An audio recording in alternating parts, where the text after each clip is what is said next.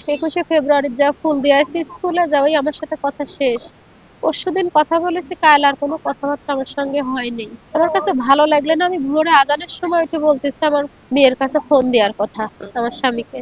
তোর কাছে এত সকালে ফোন দেওয়া লাগবে? তা আমি বলছি, দেও, আমার ভালো লাগতেছে না। দিয়ে আমার বড় মেয়ের কাছে ফোন দিয়েছেন, বড় মেয়ে বলতেছে আম্মু দাদির শরীর ভালো না, আমি সেখানে যাচ্ছি। এই যাওয়ার পরে এই শুনতেছি এরকম। আমি এ পর্যন্ত দেখিনি, ওইখানে এইভাবে ঢেকে রাখেছে, আমার এখনো দেখায় না। আমি কিছু বলতে পারতেছি না। আমি অবশ্যই আমার বেটি যা যা করছে আমি বিচার চাই। অবশ্যই চাই, চাবো না কেন? আমি চাই যে ওদের আমার সন্তানকে যেভাবে মারাছে তার থেকে নিষ্কৃত করে যেন ওদেরকে মারে। সুস্থতায় আমি দেখতে আইছিলাম, অসুস্থর খবর পাই যে বিটি মরি গেছে, ওই বিটি আমাকে ফোন দিয়েছে। আমি এই সাথে সাথে আসি সারি। মা ঘুমাচ্ছিল, আমি মাক ডাকি কইছি মা, কই ও, কি হয়েছে তোমার? ঘুম ঘুম চোখে টেনে যাচ্ছে না। আজ রাত্রি ফোন দিছি আমার ননদের কাছে, আমার ননদ নাই, আমার মার সাথে কথা কব জন্য। আমি আজ সকালে খবর পাই আমার বিটি মারা গেছে, আসি দেখি আমার বিটি খুন হয়েছে রে। তারপরে দেখি আমার ওই বিটিও নাই রে। দুটি বিটি আমি হারা বেলাইছি। আমি আপনার কাছে ফাঁসি চাই রে। সকালবেলা হঠাৎ করে উঠে শুনি যে জয়নালের মা মারা গেছে বা কেটে কুপায়ে রেখে গেছে।